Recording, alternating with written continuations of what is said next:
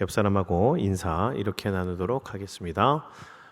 당신 때문에 살맛이 납니다. 자, 시작. 네, 좋습니다. 앞뒤로 한 번 더 인사 나누겠습니다. 당신 때문에 힘이 납니다. 시작. 네, 감사합니다. 어제로서 이제 이 모든 여름의 사역들이 다 마무리되었습니다. 그리고 그 마무리되는 가운데 많은 분들이 헌신하셨고 그 모든 사역마다 하나님께서 풍성히 주신 은혜로운 열매들이 있었습니다. 그래서 이 자리를 비워서 바자회 때부터 시작해서 지금 국내 선교까지 그 모든 과정 가운데 동참해 주시고 후원해 주시고 기도해 주시고 직접 참여해 주신 모든 분들께 다시 한번 감사를 드립니다. 우리 서로 격려의 박수, 또 하나님께 영광의 박수 올려드리겠습니다. 그럼 이제 이 시간 여호수아의 당부라는 제목으로 말씀 나누도록 하겠습니다. 제가 좋아하는 명언이 있습니다. 그 명언은 이겁니다. 뚜렷한 기억보다 흐릿한 펜이 오래간다라는 말입니다. 단순하지만 대단한 진리를 담고 있는 말입니다. 여러분들이 기억이 아무리 뚜렷해 보여도 반복되지 않고 적어두지 않은 거 남지 않는다라는 사실을 알아두십시오. 한번 실험을 해보겠습니다. 여러분들 혹시 이틀 전에 점심에 뭐 먹었는지 기억나십니까? 이틀 전 점심 뭐 먹었나? 기억나세요? 이게 기억하기가 쉽지만은 않습니다. 고작 이틀인데. 그럼 어제 먹은 점심은 기억나십니까? 어떤 메뉴를 먹었나 기억해 보십시오. 예.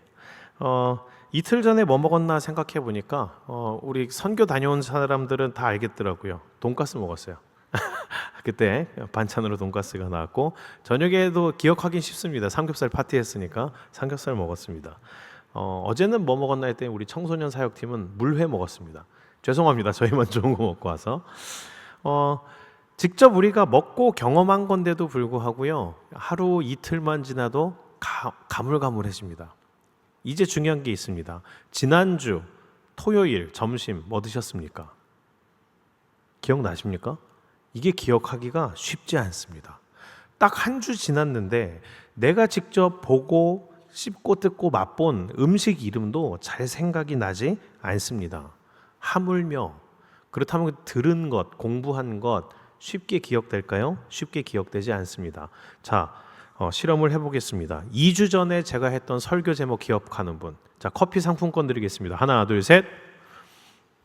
2주 전 7월 27일 설교 제목 없습니까? 상품권. 자, 강경목.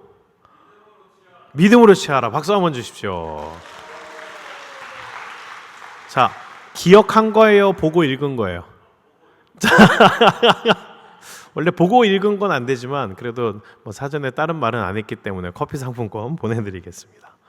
2주 전에 설교만 해도 당황스럽습니다. 내용이 아니라 제목조차 기억하기가 쉽지 않습니다. 근데 이게 사람이 좋고 나쁘냐의 문제가 아니라 기억이란 게 원래 그렇습니다. 아무리 간직하고 싶은 기억이라 할지라도 어떤 것이라 할지라도 인간의 기억에는 한계가 있습니다. 그렇기 때문에 그 사람은 원래 기억의 방식이 그렇기 때문에 그것을 알아서 학습의 방식을 통해서 기억을 억지로 해야만 기억이 남게 되어 있습니다. 그냥 들었다 지나가는 것, 아무리 좋았던 것, 아무리 중요한 것이라 할지라도 그 기억의 방식들을 다시 하지 않는 이상 아무리 좋은 것이든 무엇이든 그것은 남지 않게 됩니다. 그러니까 어떻게 해야 될까요? 중요한 것은 다시 기억하려면 반복해야 됩니다. 학교 선생님들이 보통 아이들한테 지겹도록 하는 말씀이 있습니다. 그게 뭐죠? 예습복습해라. 누구나 한 번쯤 들어보셨을 겁니다. 공부 잘하고 싶어? 예습복습해. 왜 이렇게 얘기하냐면 쉽게 말해서 이겁니다. 3번은 봐야 기억에 남아 라는 말입니다. 어떤 걸 공부하기 전에 예습으로 미리 한번 보고 이제 본 공부로서 한번 제대로 수업하고 마지막에 지나서 다시 한번 들어야 기억이 남는다라는 겁니다. 아무리 너희들이 똑똑한 것 같아도 아무리 뚜렷한 것 같아도 한 번 듣고 지나가는 거 남지 않는다라고 얘기합니다. 그렇기 때문에 공부 제대로 잘하고 싶으면 어떻게 해라? 3번 예습 복습 그리고 본 공부 이렇게 해서 3번을 들어야 된다라는 겁니다. 근데 이게 공부뿐만 아니라 신앙도 그렇습니다. 들을 때, 예배 드릴 때, 아니면 선교할 때 대단히 뚜렷한 것 같아도 그때 느낀 배움, 그때 느낀 경험, 그때 느낀 감동, 그때 행복했던 기억, 이것도 반복되지 않는 것은 순식간에 사라진다라는 것을 알아두십시오. 오늘 말씀에 보면 여호수아가 나이가 많아서 늙었습니다. 그래서 여호수아는 모세가 신명기를 남겼듯이 리더를 불러 모아서 이 신명기와 같은 마지막 당부를 합니다. 장로들, 수령들, 재판장과 관리들을 모아서 그 리더들을 모아서 이스라엘 백성들의 리더들을 모아서 마지막 말을 전하는 겁니다. 우리 여호수아서 23장 3절 4절 같이 다시 한번 읽어보겠습니다. 한 목소리로 읽겠습니다. 시작. 너희의 하나님 여호와께서 너희를 위하여 이 모든 나라에 행하신 일을 너희가 다 보았거니와 너희의 하나님 여호와 그는 너희를 위하여 싸우신 이신이라. 보라, 내가 요단에서부터 해 지는 쪽 대해까지의 남아있는 나라들과 이미 멸한 모든 나라를 내가 너희를 위하여 제비 뽑아 너희의 지파에게 기업이 되게 하였느니라. 아멘. 아멘. 여호수아의 마지막 말은 은혜에 대한 재기억으로 시작합니다. 여호와께서 너희를 위하여 이 모든 나라에 행하신 일을 너희가 다 보았거니와. 지금 여호수아는 이렇게 말문을 여는 겁니다. 너희들 다 봤지? 지난 일들 다시 생각해 봐봐. 하나님이 어떤 약속을 했고 그 약속들이 어떻게 성취되었지? 이것들을 묻고 있는 겁니다. 이처럼 여호수아가 지난 일을 다시 상기하게 하는데 왜 이 말로 시작하냐면 그 기억을 하지 않고는 온전한 믿음으로 이어지지 못하기 때문입니다. 이미 하나님이 베푸신 그 은혜를 기억하는 것이 온전한 믿음으로 가는 길이기 때문입니다. 사람들의 마음이 강팍해지는 데에는 이유가 있습니다. 보통의 현대인들 잘 먹고 잘 살아도 다들 마음은 강팍해집니다. 왜 그러느냐? 다른 이유 없습니다. 은혜를 잊어먹기 때문입니다. 분명히 우리들은 은혜를 잊고 살아갑니다. 그런데 사람들은 보통 받은 것에 대해서 다시 기억하지 않는 습성이 있습니다. 받을 때 당시에만 잠깐 기뻐하고 감사한 다음에 그냥 쉽게 잊어버립니다. 안 그런 사람 어쩌다 한두 명 나오고요. 보통의 사람들은 대부분 자기가 받을 때에는 굳이 애써서 기억하려 하지 않습니다. 그런 반면에 어떤 것은 두고두고 기억하려 할까요?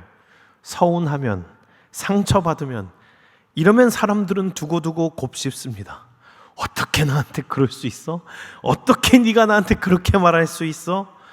사람들은 분한 마음에 그 상처와 기억을 두고두고 곱씹습니다. 그때의 기억을 다시 떠올리고 묵상하고 그 새끼 나쁜 새끼 하면서 친구들과 이웃과 나눔하고 공유하고 공감하고 다시 또 시간 지나서 씹고 뜯고 맛보고 다시 묵상하고 또 묵상합니다.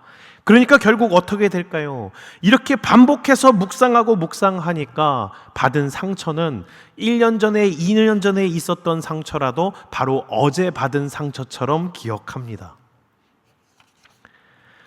정작 다시 한번 반복해야 될 은혜에 대해서는 그냥 아무런 것들 조치를 취하지 않고 다시 생각하지 않는데, 상처를 받을 때는 그렇게나 나눔하고 셀 나눔하듯이 공유하고 묵상하고 다시 씻고 다시 재기억하고 일기장에 적어두고 하면서 다시 기억을 합니다. 그렇기 때문에 어떻게 될까요? 상처는 뚜렷해지고 은혜는 희미해집니다.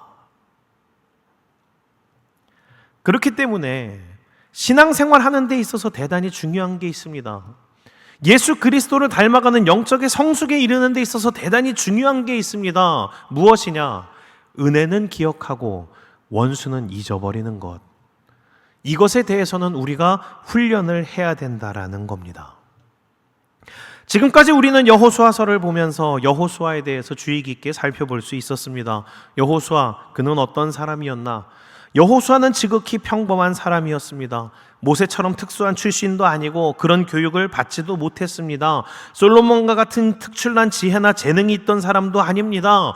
어떻게 보자면 이스라엘 민족들을 이끌 만한 출중한 실력이 있는 사람이 아니었는데도 불구하고 이 여호수아는 모세도 이루지 못한 사명을 완수했습니다. 그 정도가 아닙니다. 모세가 민족을 이끌었을 때보다 더욱더 안정적이고 탈 없이 평안하게 이 민족들을 가나안 땅에 정착시켰습니다. 그 모든 이스라엘 민족들이 해야 되는 사명을 완수해냈습니다. 이 여호수아는 어떻게 그 일들을 이루어낼 수 있었을까요? 다른 이유가 아닙니다. 여호수아의 강점, 여호수아의 특기, 여호수아는 무엇을 할 줄 아는 사람이었나? 바로 은혜를 입을 줄 아는 사람이었습니다. 여호수아가 지도자로 부름받았을 때 자신에게 능력의 부족함을 알아 여호수아는 스스로 고민하며 두려워하며 밤잠 못 이루고 불안해했었습니다. 왜냐하면 아무리 객관적으로 계산을 해봐도 답이 안 나오는 겁니다. 나에게도 저 가나안 땅을 정복할 능력이 없고 이 이스라엘 백성들에게도 저 가나안 땅을 정복할 능력이 없다. 그런데 과연 이것을 어떻게 이루어내야 하나 걱정과 근심에 쌓여 있을 때 하나님께서 여호수아를 찾아오셨었습니다. 그때 어떻게 말씀하셨는지 다시 한번 기억해 보겠습니다. 여호수아서 1장 7절에서 9절입니다. 읽겠습니다. 시작. 오직 강하고 극히 담대하여 나의 종 모세가 내게 명령한 그 율법을 다 지켜 행하고 우로나 좌로나 치우치지 말라. 그리하면 어디로 가든지 형통하리니 이 율법책을 내 입에서 떠나지 말게 하며 주야로 그것을 묵상하여 그 안에 기록된 대로 다 지켜 행하라. 그리하면 내 길이 평탄하게 될 것이며 내가 형통하리라. 내가 내게 명령한 것이 아니냐. 강하고 담대하라. 두려워하지 말며 놀라지 말라. 내가 어디로 가든지 내 하나님 여호와가 너와 함께 하느니라 하시니라. 아멘. 여호수아는 그때 이 하나님의 약속을 붙들기로 합니다. 자신의 힘과 지혜로 할 것이 아니라 하나님의 은혜에 그 모든 것을 맡기기로 합니다.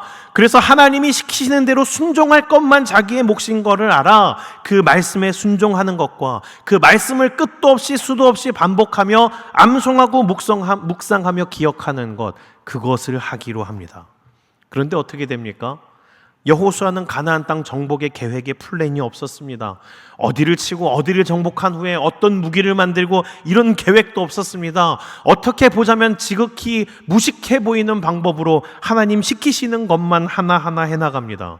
그러나 그렇게 하나님께 순종해서 따라간 여호수아는 형통함을 누리고 그 모든 맡겨진 미션을 그 이상으로 해냅니다. 가나안 땅 정복 전쟁은 이 여호수아서가 대단히 심심하게 보일 정도로 너무나 순탄하게 진행됐습니다. 그 모든 과정들이 평안하게 진행됐습니다. 어떻게 이런 일이 있었느냐? 여호수아가 하는 게 아니라 하나님이 하시는 일이었기 때문에, 이스라엘 백성들이 하는 것이 아니라 하나님이 인도하시는 길을 따라가는 정복 전쟁이었기 때문에 그것이 그렇게 진행될 수 있었던 겁니다. 여호수아는 자기의 평생에 이것을 체험했습니다. 야, 인생 살아보니까 내 지혜와 내 힘으로 사는 거 아니더라.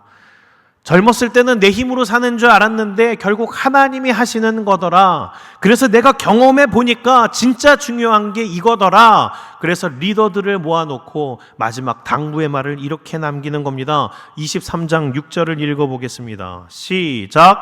그러므로 너희는 크게 힘써 모세의 율법책에 기록된 것을 다 지켜 행하라. 그것을 떠나 우로나 좌로나 치우치지 말라. 아멘. 여호수아가 마지막으로 했던 이 말씀, 사실 여호수아 개인의 것이 아닙니다. 어디서 많이 들었던 것 같지 않습니까? 여호수아가 리더로 부름받을 때 하나님께서 여호수아에게 남겼던 말씀, 여호수아가 반복해서 기억하고 마지막 순간까지 다시금 되새겼던 말씀, 그 말씀을 여호수아는 그대로 자기의 후배 리더들에게 남기는 겁니다. 좌로도 우로도 치우치지 말고 그 말씀을 지켜 행하라. 아멘. 사실 성경을 자세히 읽어보면 여호수아뿐만 아니라 탁월한 리더들은 항상 은혜를 반복해서 기억하게끔 교육을 시킨다는 것을 찾아볼 수가 있습니다. 그래서 그 중에 예를 들자면 모세와 여호수아는 공부를 했으니까 이후에 나오는 사사시대에 나오는 대표적인 리더 한 명을 살펴보겠습니다. 그의 이름은 사무엘입니다. 사무엘은 사사시대의 혼란 속에서 이스라엘 백성들을 영적으로 회복시킨 선지자이며 마지막 사사였습니다. 그의 주된 활동은 우상숭배와 영적 타락에 빠진 백성들을 하나님께로 돌이키는 일이었습니다. 그때 어떤 일이 있었느냐?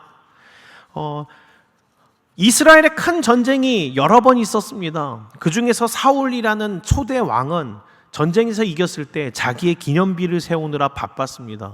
그런데 그와 대조적으로 이 사무엘은 어떤 사람이었냐면 하나님께서 그렇게 전쟁을 겪게 하실 때, 또 승리하게 하실 때 이렇게 반응을 합니다. 사무엘상 7장 12절을 한번 읽어보겠습니다.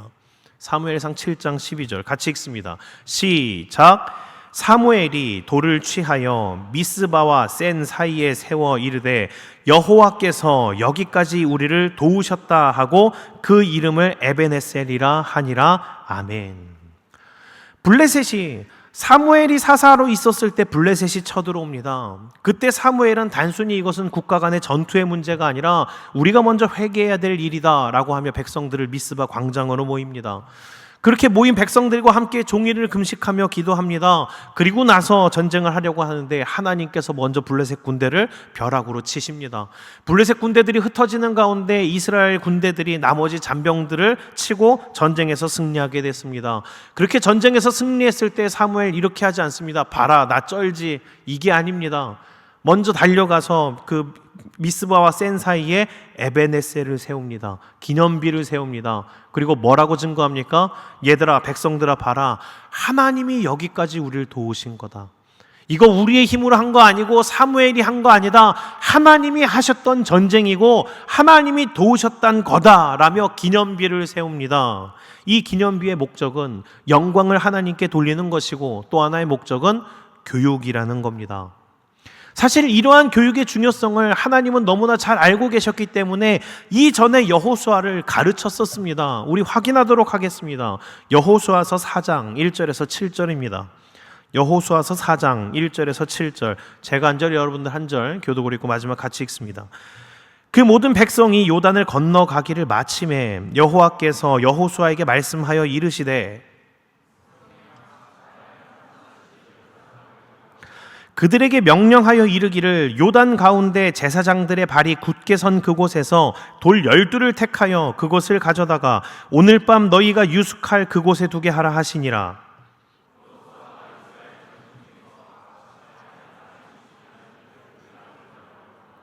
그들에게 이르되 요단 가운데로 들어가 너희 하나님 여호와의 궤 앞으로 가서 이스라엘 자손들의 지파 수대로 각기 돌 한 개씩 가져다가 어깨에 매라.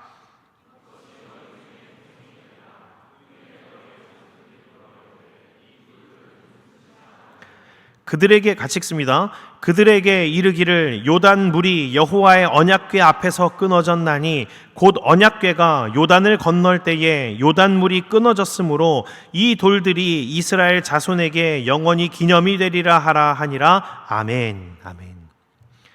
하나님은 이스라엘 백성들이 가나안 땅에 들어가기 위해서 요단강을 건널 때 그 요단 강물을 갈라주셨습니다. 그리고 그 요단 강물을 가르고 그 백성들이 지나갈 때에 한 가지를 시켰습니다. 그게 뭐냐면 그 강 바닥에 있는 둥그런 돌들을, 큰 12개의 돌을 각 지파마다 챙기라는 겁니다. 왜 그러셨을까요? 갑자기 그것을 모아보고 싶으셨을까요? 강 바닥에 있는 돌이 더 예쁘니까 그랬을까요? 하나님이 이것을 시키신 이유는 그겁니다. 7절 말씀에 있는 대로 영원히 백성들이 기념하게 하기 위해. 하나님께서 돌을 챙기라고 하신 이유는 이것을 통해서 대대로 어떤 사건이 일어났던 것인지를 기억하게 하라는 겁니다. 교육시키라는 겁니다. 강 바닥에 있는 돌들은 오랜 세월의 물살에 깎여서 둥그렇게 생겨 있습니다. 그런데 생각을 해보십시오. 강 바닥에나 있어야 될, 그 바닷가에나 있어야 될 것 같이 생긴 둥그런 돌들이 탑을 이루고 있습니다. 지나가던 사람들이 물을 겁니다. 왜 강 바닥에 있어야 될 돌이 저기 저렇게 우뚝 기념비로 서 있어? 그때 교육하라는 겁니다. 너희들 믿기지 않겠지만 우리 백성이 어떻게 요단강 건너왔는지 알아? 그리고 우리의 조상들이 어떻게 이집트에서 탈출했는지 알아?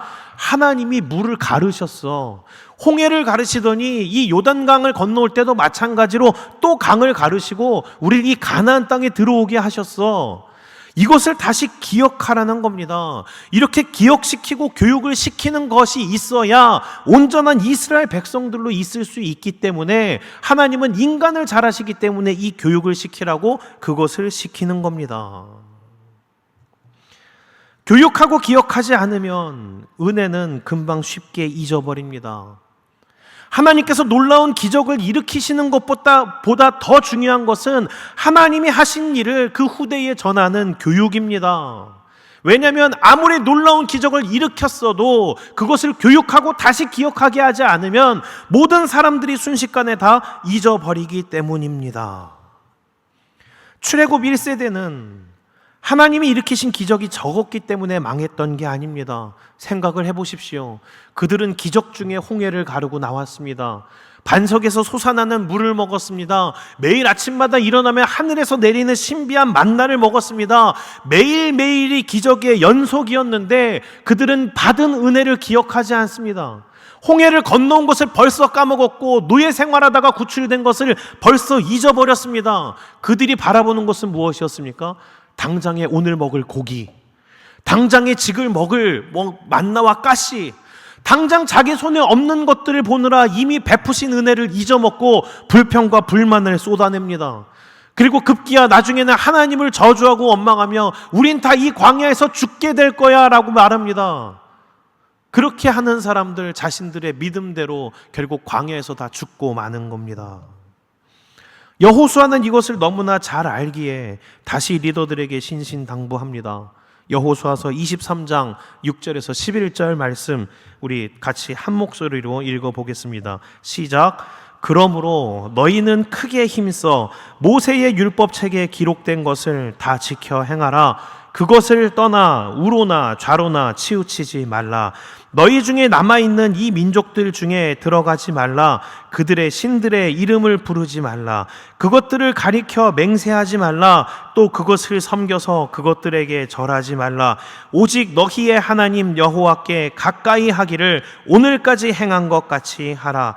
이는 여호와께서 강대한 나라들을 너희의 앞에서 쫓아내셨으므로 오늘까지 너희에게 맞선 자가 하나도 없었느니라.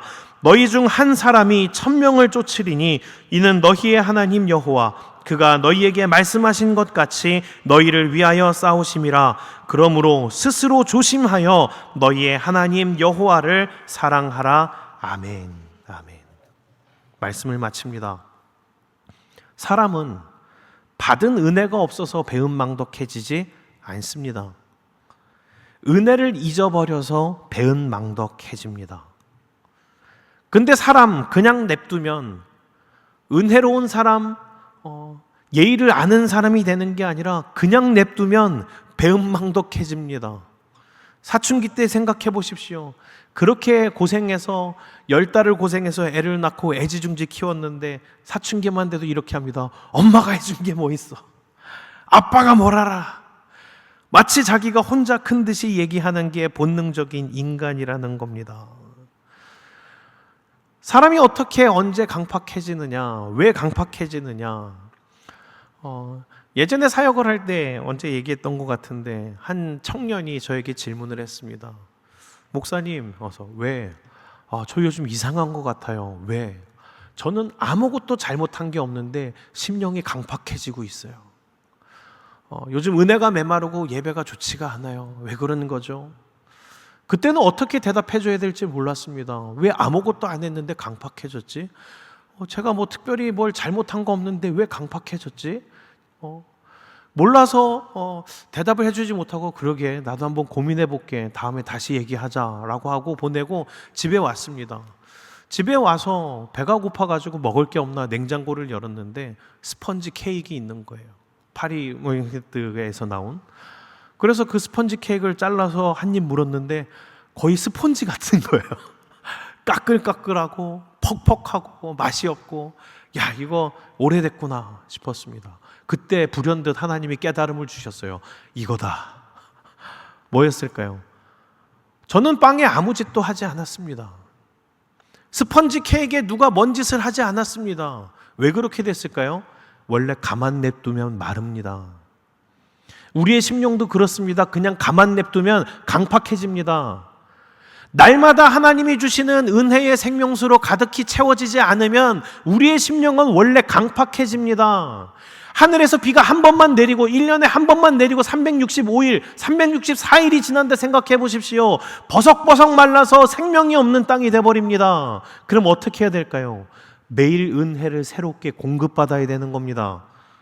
그 은혜는 다시 기억해야 되는 겁니다. 다시 말씀 앞으로 가서 말씀을 읽고 내게 베푸신 은혜를 다시금 되새겨야 되는 겁니다. 그 아무런 작업 없이 가만히 있으니까 심령이 메마르고 강팍해지는 겁니다. 왜 메마르냐고요? 가만히 있어서 그렇습니다. 왜 은혜가 없냐고요? 그냥 가만히 있어서 그렇습니다. 은혜를 재확인하고 다시 기억하고 말씀 앞으로 나가야 하나님이 새롭게 해주시는, 공급해주시는 은혜 가운데에서 생명력 있게 살아갈 수 있는 겁니다. 은혜를 재확인하십시오. 오늘 리더 모임 때 같이 받은 은혜를 나눴습니다. 어땠을까요? 국내 선교 놀라운 은혜의 연속이었습니다. 하나님께서 가득히 채워주시는 은혜 가운데 하나 되는 일들이 있었고, 그 교회에서 어린아이들을 전도하는 그 과정 가운데 우리는 목표 인원은 한 20명만 와도 좋겠다 했는데 33명의 아이들이 와서 풍성하게 은혜를 누리는, 열매가 있고 은혜가 있는 잔치였습니다.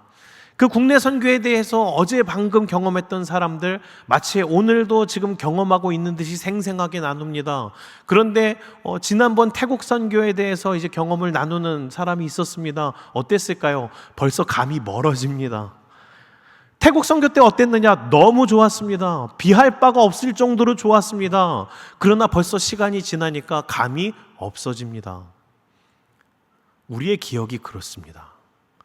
하나님이 베푸셨던 은혜가 없었던 게 아니라 다시 기억하는 시간들이 적어지면 어느새 기억과 함께 그 은혜도 가물가물해지는 겁니다. 그러니까 어떻게 해야 될까요? 나누셔야 됩니다. 다시 기억하셔야 됩니다. 다시 재확인하셔야 됩니다. 그리고 또다시 말씀 앞으로 나아가셔야 됩니다. 옛날에 주셨던 그 어떤 은혜 그냥 받았어라는 기억으로 끝나는 게 아니라 그 받은 은혜를 다시금 꺼내고 나누고 다시 말씀 앞으로 나아가는 시간들을 통해서 늘 생명력 있게 오늘도 다시 부어주신 은혜의 단비를 맞은 땅처럼 살아가는 우리 되기를 축원합니다. 그래서 삶 가운데 요단강의 돌들을 세우십시오. 필요하다면 구체적인 감사 노트라도 만들어서 받은 복을 세워보고 기록하십시오. 그래서 하나님이 주신 은혜를 날마다 기억하고 감사함으로 오늘 매일매일을 풍성하게 살아가는 우리 승리 공동체 되시기를 주의 이름으로 축원합니다.